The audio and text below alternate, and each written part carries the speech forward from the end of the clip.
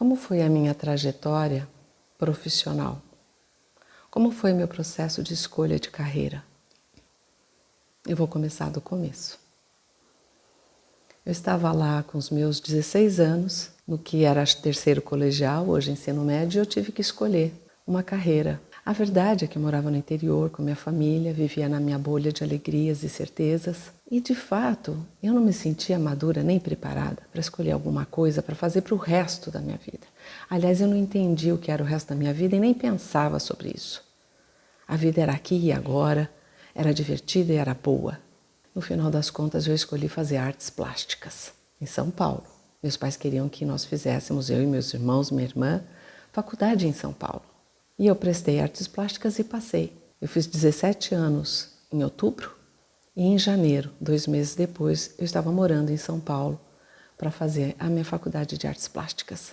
Eu não sabia bem o que eu queria, mas tinha um tal de desenho industrial, eu adorava a geometria e nesse sentido eu achava que as coisas se encaixavam. E lá fui eu.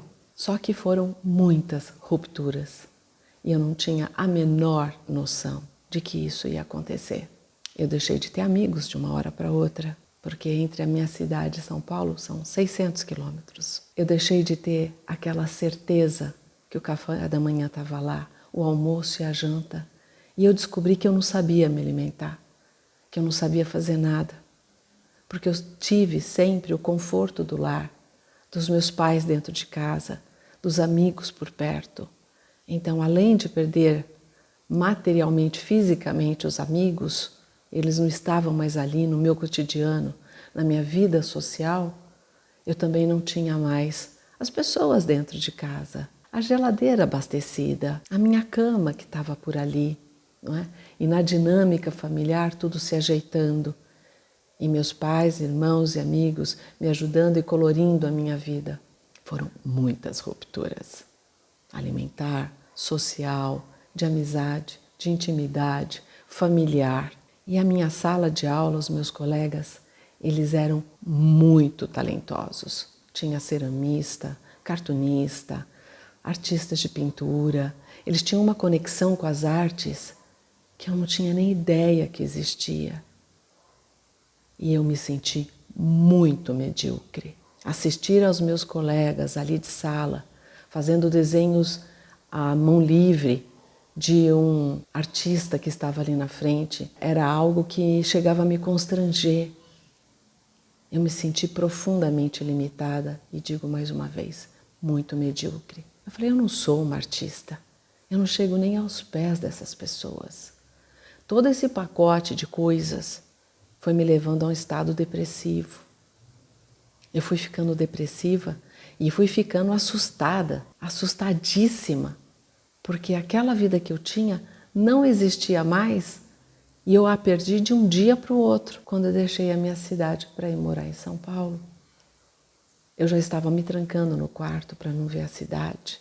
Eu já não tinha a menor ideia do que eu comia. Eu repetia miojo ou salgado da padaria. Eu não tinha ideia do que fazer comigo. Eu fui me sentindo sem energia. Eu fui me fechando. Eu falava com os meus pais todo domingo de manhã. E voltava para minha cidade a cada 2 meses. Pegava o ônibus e ia.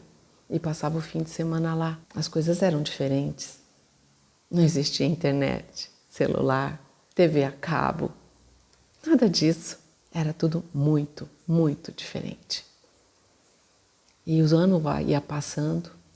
E eu fui engordando, me deprimindo, me entristecendo, colapsando. Sabe quando você se sente na ladeira abaixo?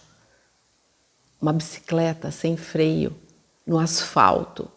E você não tem ideia do que fazer, porque você está ali naquela situação. Era assim que eu me sentia. Eu queria só desaparecer e acordar em algum outro momento da minha vida, se é que ia existir. Até que um dia eu li um poema do Drummond. É muito curioso como as situações acontecem na nossa vida. Pode vir de uma frase que alguém fala, pode vir uma cena de um filme, pode ser uma situação que aconteça ao teu lado. Várias são as formas de insight daquela fase, daquele momento, daquela visão que te desperta uma situação dentro de você. E o poema dizia mais ou menos isso. Eu menor que o mundo, eu igual ao mundo, eu maior que o mundo. Mundo, mundo, vasto mundo. Se eu me chamasse Raimundo, seria uma rima, não uma solução. Aquilo ali provocou dentro de mim uma avalanche de emoções. Caiu para mim como uma luva. E eu entendi que eu estava me sentindo menor que São Paulo. E naquele momento eu me determinei que eu iria me tornar igual São Paulo, em algum momento maior que São Paulo. E que era melhor eu não pegar atalhos, porque ia ser um mero ajeite, mas não ia ser uma solução. Já era fim de ano, eu já estava em DPs do primeiro semestre, me levando a DPs do segundo semestre na faculdade. E naquele momento eu me determinei que eu ia começar tudo de novo, justamente para eu ser igual São Paulo e maior que São Paulo.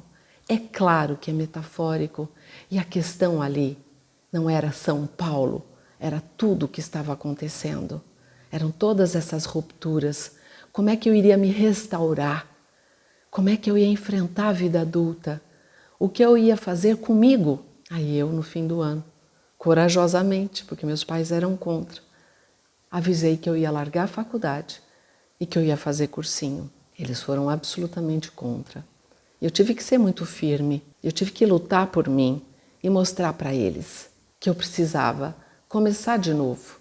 E assim eu fiz cursinho no ano seguinte, com 18 anos.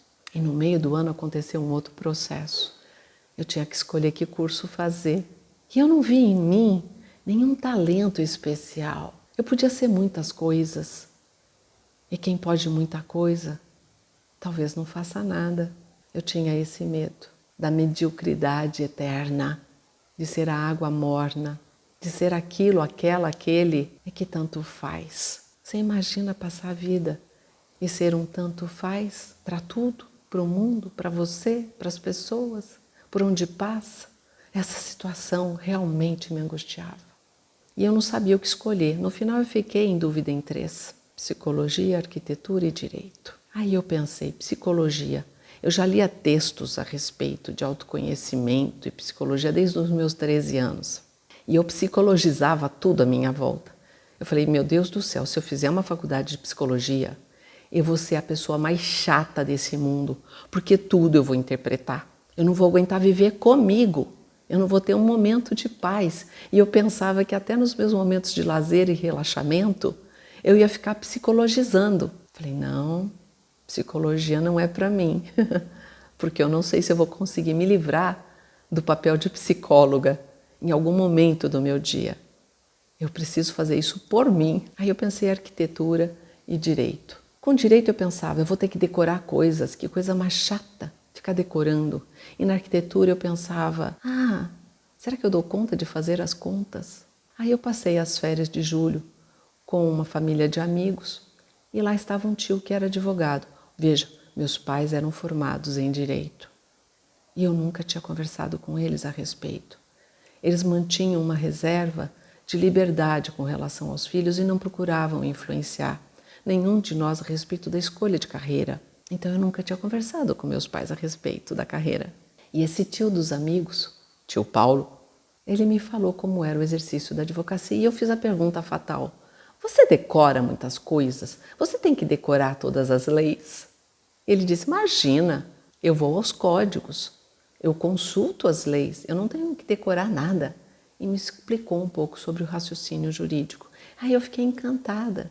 Eu falei, é por aí que eu vou. E aí eu me inscrevi em 3 vestibulares. Naquela época os vestibulares não eram integrados. E eu prestei as 3 faculdades que eu achei que eram importantes naquela época e passei em 2 na primeira lista. E das 2 escolhi uma. E aí foi isso. Recomecei 2 anos depois de ter chegado em São Paulo, com 19 anos, o meu curso de Direito. Feliz e satisfeita, profundamente mais madura e pronta para ser maior que São Paulo. Na próxima eu conto o que aconteceu na faculdade.